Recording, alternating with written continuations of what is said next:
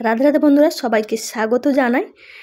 আজকে আমি নতুন একটা ভিডিও লিয়া চলে আসছি, তোমরা দেখতে রও। তো পুরোনো দিনের সেই ঝাল ঝাল মটর, 1 টাকায় ছোট্ট একটা এক ডিবা দিতে। তো সেই মটর খুব সহজে কীরকম ভাজিয়া দেখিব, তোমরা দেখতে রও।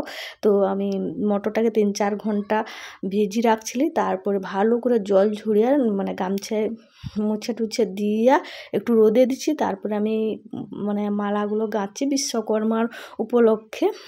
তো বিশ্বকর্মার গাড়িতে তো দেয় এইসব মালাগুলো, দোকানে বিক্রি করে, তার জন্য আমি এখানে মালা গাঁথছি। তারপরে রোদে সুন্দর শুকলা হয়ে ঝরঝরে হয়েছে দিয়ে আমি তো কড়া বসিয়ে দিচ্ছি। কড়াটা বসিয়ে দিচ্ছি, গরম হয়েছে, একটু তেল দিচ্ছি, বেশি তেল দেইনি। তো কেন তেলটা দেইনি তোমরা দেখতে থাকো। তো দেখো মটরটা কি সুন্দর একদম শুকলা হয়েছে। তো তেল গরম হয়েছে, আমি এবার দিয়া দিলি মটরগাকে দিয়া এবার আমি একটু লাড়িয়ে ঢাকনা চাপি দিচ্ছি। তো ঢাকনাটা চাপি দিলে সুন্দরভাবে চচ্চড় করে ফুটবে। আর ঢাকনাটা চাপি দিলে তেলও ছিটকানোর ভয় থাকবে নি। আর ঠিকরি যাবে, ঠিকরি চারদিকে যায়। তো সবগুলো আমি ঢাকনা খুলে এলছি, সবগুলো ফাটিছে সুন্দর, আর কত সুন্দর ভাজাও হয়েছে দেখো। তো আমি তার জন্য একটা ছানটায় ছেঁকে নিলি, ছেঁকে আর একটা গামলা লিচ্ছি, এই যে কানা কানা গামলাগুলা।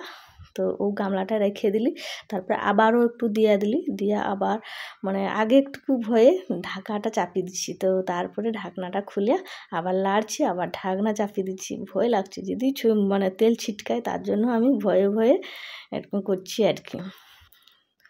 তো এটাকেও এরকম করে ঢাকনা চাপি ভাজা হয়েছে। তো আমি সবগুলা মটর ওরকম করে ভাজিয়ে আলবো। তো তোমাকে যদি মশলা মটর বা ঝাল মটর খেতে ইচ্ছা হয় এরকম করে ভাজবো, অবশ্যই ভালো লাগবে। ভাজার পরে আমি কিন্তু এইবার আবার নুন আর লঙ্কার গুঁড়ি ভালো করে মিক্সড করে নিলি। তো মিক্সি করে দেখো কত সুন্দর হয়েছে, পুরা মশলা মটরের মতো বা খাস্তা, কিন্তু খুব সুন্দর হয়েছে, ফাটছে। তো তার জন্য খুব খাস্তাও হয়েছে। তো তোমাকে এই ভিডিওটা কীরকম লাগছে কমেন্ট করো, আর বেশি বেশি করে শেয়ার করো। তো দেখছো কত সুন্দর। আমি একটা মুড়িয়ে দিয়ে দেখলি, তো একদমই খাস্তা নরম হয়েছে। তো ভালো থাকো, সুস্থ থাকো, সাবধানে থাকো। আবার পরবর্তী ভিডিও